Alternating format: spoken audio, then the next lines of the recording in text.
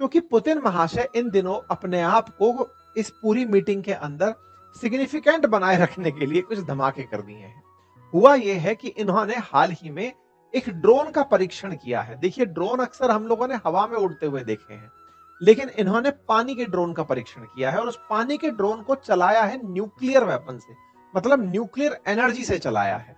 और ये nuclear armed missile भी, मतलब ऐसे समझिए, थोड़ा सा मैं इसको टेक्निकल तरीके से समझाने की जगह आसान भाषा में बताता हूं। देखिए, क्या है कि ड्रोन मतलब समझिए कि छोटी सबमरीन टाइप से हो गया जो पानी के भीतर चल रहा होगा। न्यूक्लियर एनर्जी से चलने का मतलब है कि उसके चलते समय किसी भी प्रकार का एमिशन बाहर नहीं आएगा, साउंड प्रूफ होगा, तो आपको आवाज सुनाई नहीं देगी। ऐसे में वो कहीं भी जाकर के बम धमाके कर सकते हैं। ये तो न्यूक्लियर पावर के फायदे हुए, क्योंकि अगर आप डीजल का फायदा लेंगे या फिर पेट्रोल से चलाएंगे अगर आप सबमरीन को, तो उनके बबूले से आपको पता चल जाता है कि सोनार कैच कर लेता है कि सबमरीन कहां चल रही है। दूसरा है, मिसाइल के अंदर ही न्यूक्लियर एनर्जी लगा दिया आपने। मतलब क्या होता है, मिसाइल को कई बार आपने उड़ते हुए देखा होगा, तो मिसाइलों के पीछे आग लगी रहती है ना। कहते हैं कि अगर रॉकेट के पीछे आग नहीं लगेगी तो खाक उड़ेगा।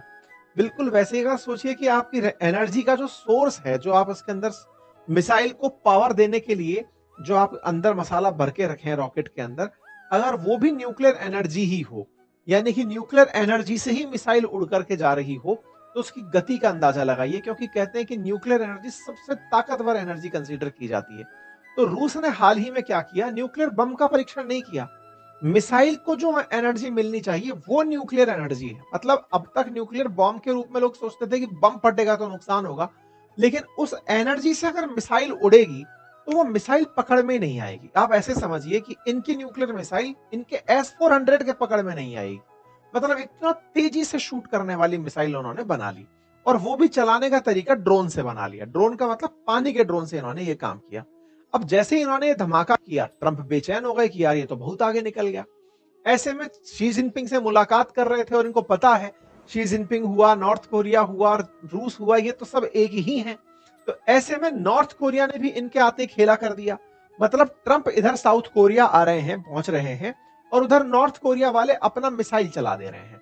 जैसे सब देश अपनी अपनी तरफ से वेलकम देते हैं ना कि हाँ भाई, उनके आने पर सम्मान में क्या किया, नॉर्थ कोरिया ने मिसाइल परीक्षण कर दिया। तो ट्रंप ये जानते हैं कि जिस क्षेत्र से वो वापस लौटे हैं सुरक्षित, वो क्षेत्र काफी टेंस है। ट्रंप के लिए तो बहुत ज्यादा टेंस है। दुनिया के ये सारे देश हैं जिनके पास न्यूक्लियर वेपन है। सबसे ज्यादा नंबर के हिसाब से रशिया, लेकिन अमेरिका खुद का क्लेम करता है। नंबर 3 पर चाइना आता है, नंबर 4 पर इंडिया आता है, फिर पाकिस्तान आता है। इस तरीके से, मतलब सॉरी, नंबर 4 पर यूनाइटेड किंगडम आता है, फिर इंडिया, फिर पाकिस्तान। इस तरह से ये लोग आते हैं। फ्रांस, यूके, इन सबके जो नंबर्स हैं ये एस्टिमेटेड नंबर्स हैं।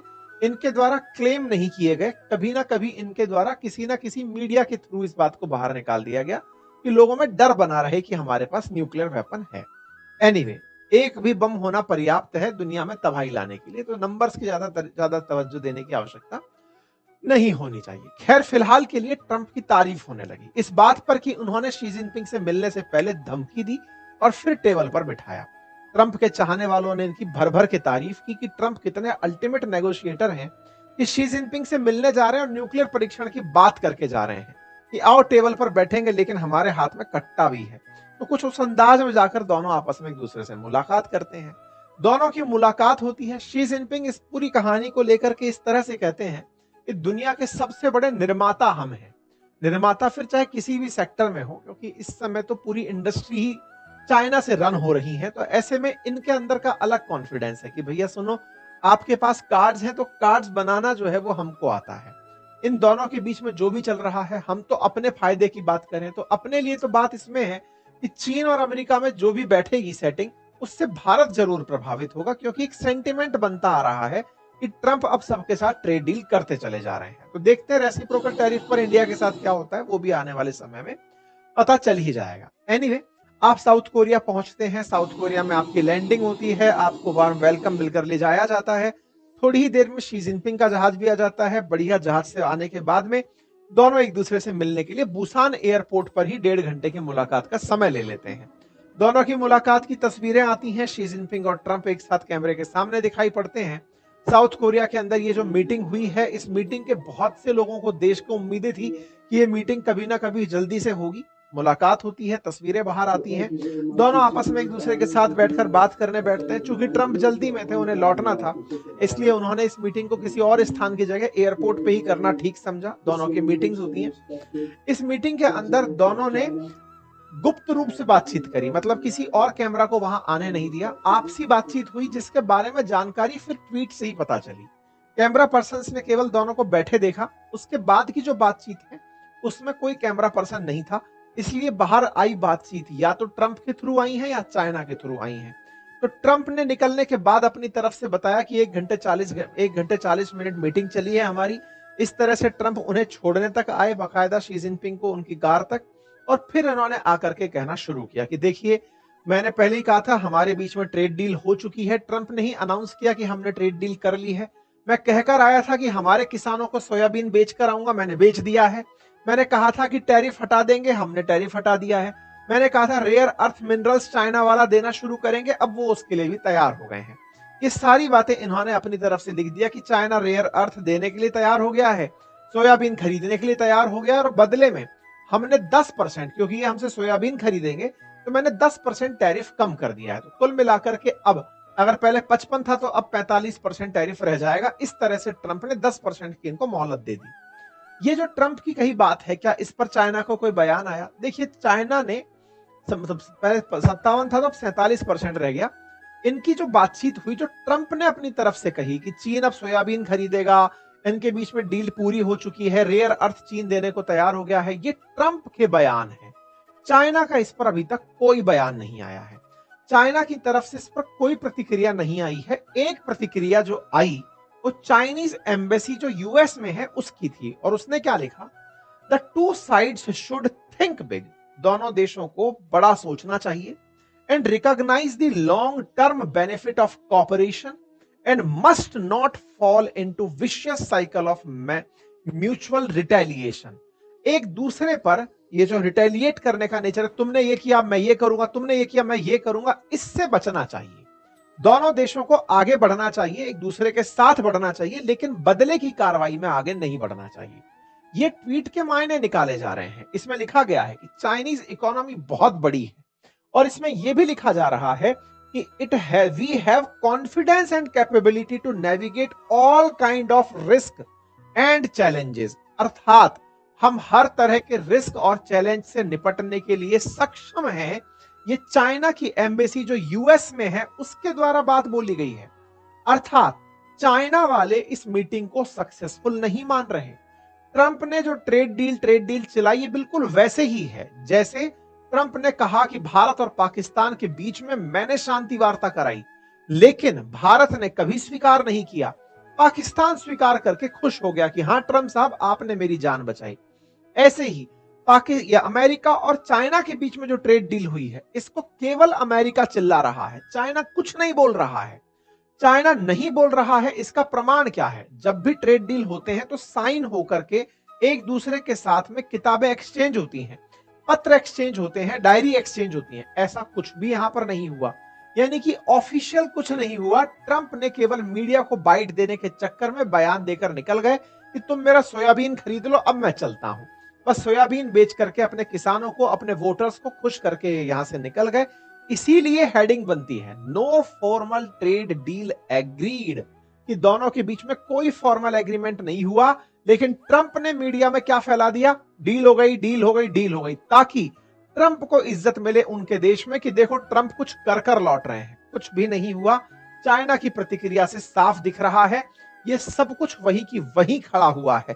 ट्रंप कहते रहे, लेकिन उसके बावजूद भी ये किसी भी नतीजे तक नहीं पहुंचे। फाइनली ट्रंप अपने जहाज में लौट कर जाते हैं।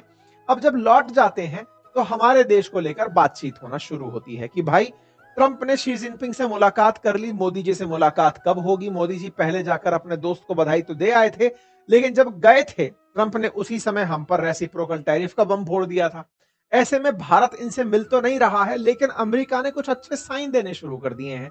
जैसे चाबहार पोर्ट से भारत अगर अफगानिस्तान के साथ व्यापार करता है तो 6 महीने की ढील दे दी है। ये इनका थोड़ा सही होना दर्शाता है कि आने वाले समय में हम थोड़ा निभ रहे हैं। लेकिन जहां तक बात हो न्यूक्लियर वेपन्स की, तो चाइना वालों की प्रतिक्रिया ये आ गई है कि हाँ 5 साल में हम आपके बराबर बम बना लेंगे, जितने बनाने बना लो। इसी तरह रशिया ने भी कह दिया कि अगर अमेरिका बम बनाने की टेस्टिंग में दौड़ता है तो हम भी दौड़ेंगे। यानी दुनिया से प्रतिक्रियाएं बम बनाने को लेकर आ गई हैं। हम और आप इस मीटिंग से बहुत सारी उम्मीदें लेकर बैठे थे कि सारे टैरिफ्स हट जाएंगे, ट्रेड डील सही हो जाएंगी। फिलहाल के लिए जो प्रतीत हो रहा है वो ये कि अमेरिका और चाइना के बीच कुछ भी ठीक नहीं हुआ है। रेयर अर्थ का बयान देकर ट्रंप चले गए हैं अपनी इज्जत बढ़ाकर झूठ बोल करके, लेकिन ऑन पेपर अभी तक कुछ नहीं आया है। ट्रेड डील ट्रंप के अनुसार हुई है, जो कि पता नहीं हुई भी है या नहीं हुई है। The United State has more nuclear weapon than any other country. This was accomplished including a complete update and renovation of existing weapons during my first term in office because of tremendous dictatorship power. I hated to do it but had no choice. Russia is second, China is distant third, but will be even within 5 years. Because of other countries testing program, I have instructed the Department of War to start testing our nuclear weapon on the equal basis. कहानी क्या है? इन्होंने अपनी तरफ से एक tweet किया और कहा कि रशिया और चाइना नंबर 1 पर तो सबसे अधिक न्यूक्लियर वेपन अमेरिका ही रखता है, दूसरा रशिया रखता है, तीसरा चाइना रखता है, तीसरा नंबर पर जो चाइना है वो जिस तरह से न्यूक्लियर परीक्षण किए जा रहा है, एक दिन वो अमेरिका से आगे निकल जाएगा। 5 साल के अंदर अंदर वो अमेरिका के पार पहुंच जाएगा। ऐसे में मेरे पास अब कोई चॉइस नहीं बची है और इस चॉइस के ना होने के चलते मैं अपने डिपार्टमेंट ऑफ वॉर से, क्योंकि जो रक्षा मंत्रालय होता था अब इन्होंने इसका नाम डिपार्टमेंट ऑफ वॉर रख दिया है, उनसे कहा है कि खूब सारे न्यूक्लियर टेस्ट करो, क्योंकि हमें औरों को भी रोकना होगा, अदरवाइज वो लोग आगे निकल जाएंगे।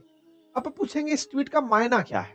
देखिए, दुनिया भर के देशों ने जब न्यूक्लियर वेपन बनाने की होड़ मची, तब एक यूएन की मध्यस्थता में एक ट्रीटी रखी गई जिसका नाम कॉम्प्रिहेंसिव टेस्ट बैन ट्रीटी था। डिसाइड ये हुआ था कि दुनिया का कोई भी देश न्यूक्लियर परीक्षण नहीं करेगा। परीक्षण नहीं हुआ तो पता भी नहीं होगा ना किसी को कि उसके पास न्यूक्लियर बॉम्ब बना है या नहीं। परीक्षण का असल उद्देश्य यही होता है कि हाँ, हमारे पास न्यूक्लियर बम है। ये बिल्कुल वैसे ही है, आप घर के अंदर कुछ भी ऐसा सामान ले आए जिस सामान को आपने लाया था शो ऑफ करने के लिए, आप महंगी घड़ी लाए या महंगी कार लाए या फिर जो भी ऐसी वस्तु लेकर आए, महंगी टीवी लेकर आए या फिर फ्रिज लेकर आए, लेकिन कोई देखने वाला ही नहीं, या तो आप पड़ोसियों को बुलाओगे या फिर खुद जा जा करके बताओगे कि देखो हम इतना अच्छा सामान लेकर आए हैं, लेकिन आप बता ही नहीं रहे हो, तो फिर इसका कोई मकसद नहीं रह जाता ना। फिर तो कोई लोग, आपको पता चल रहा है कि आप जब उनके घर जा रहे हैं तो लोग आपको बड़ा ही उस दृष्टि से देख रहे हैं कि देखो भाई साहब हमारे घर में कैसी टीवी है। इसके चलते आप अपनी तरफ से जानकारी देते हैं। यही न्यूक्लियर वेपन का हाल है। न्यूक्लियर वेपन एक ही बार दुनिया में उपयोग हुए हैं और वो भी हिरोशिमा नागासाकी पर अमेरिका द्वारा, लेकिन उसके बाद में दुनिया भर के देशों ने न्यूक्लियर बम बनाए तो सही, लेकिन कभी किसी ने एक दूसरे पर चलाए नहीं, लेकिन फिर भी धमाके पूरे हैं और इज्जत पूरी है। ऐसा क्यों? क्योंकि ये खुद के देश में ही चला लेते हैं और चला करके दुनिया को बताते हैं देखो हमने चला लिया है। इसका मतलब जब हमने अपने पर चला लिया तो तुम्हारे ऊपर भी चला देंगे। तो विदित रहे कि न्यूक्लियर बम है हमारे पास। बस इस जानकारी को ऐसे समझ लो कि आप अपने घर के बाहर कुत्ता बिठा दो या फिर आप कैमरे लगा दो, दुनिया को ये बताने के लिए कि अगर चोर साहब अगर आप आए तो आपको कैमरा देख रहा है या कुत्ता काट लेगा टाइप से, है ना, बिवेयर ऑफ डॉग करके बिठा दिया। ट्रंप ने भी इसी तरह से दुनिया भर के देशों, ट्रंप से मतलब अमेरिका के लोगों ने, राष्ट्रपति ने, और ये जितने भी पांच P5 कंट्रीज हैं, उन्होंने डिसाइड किया कि हम लोग एक कॉम्प्रिहेंसिव टेस्ट बैन ट्रीटी लेकर आएंगे 1996 में, और कहा गया कि दुनिया के देशों से कह दो कि कोई भी परीक्षण नहीं करेगा। परीक्षण नहीं करेगा इसका मतलब किसी के पास न्यूक्लियर बम नहीं है। दुनिया के देशों ने इस बात की सहमति नहीं दी। कहते हैं कि 193 देशों में से बहुत से देश, लगभग 3/4 कंट्रीज तैयार हो गए थे कि हाँ साहब हम नहीं करेंगे, लेकिन जिनसे सबसे ज्यादा अपेक्षाएं थी, जैसे भारत था जिससे की अपेक्षा थी कि हाँ भाई तुम भी साइन करो, इन्होंने इनकार कर दिया। इन्होंने कहा कि आप हमसे तो साइन करा रहे हैं, लेकिन जिनके पास न्यूक्लियर वेपन है उनके लिए आपने कोई भी डिसीजन नहीं लिया। परमानेंट 5 मेंबर्स ही रख सकते थे न्यूक्लियर वेपन, बाकी सबको अपने न्यूक्लियर वेपन खत्म करने होंगे। इंडिया ने कहा ऐसा नहीं होगा, अगर आप सब लोग खत्म करते हो तो हम खत्म करेंगे, अदरवाइज हमारे बनाने का फायदा क्या होगा। बस यही से लेकर के सीटीबीटी चली आई। हालांकि तब एक नियम बना कि अब जिनके पास इतने बम हो चुके अब और परीक्षण ना करें, शांति रहेगी दुनिया में, होड़ नहीं मचेगी। ट्रंप अचानक आकर के ये जब लाइन बोलते हैं कि हम तो खूब बम फोड़ेंगे, ये फिर से हथियारों की होड़ को बढ़ा देगी और ऐसी हथियारों की होड़ रूस और चाइना के साथ साथ और देशों को भी उस होड़ के अंदर आगे ले जाएगी।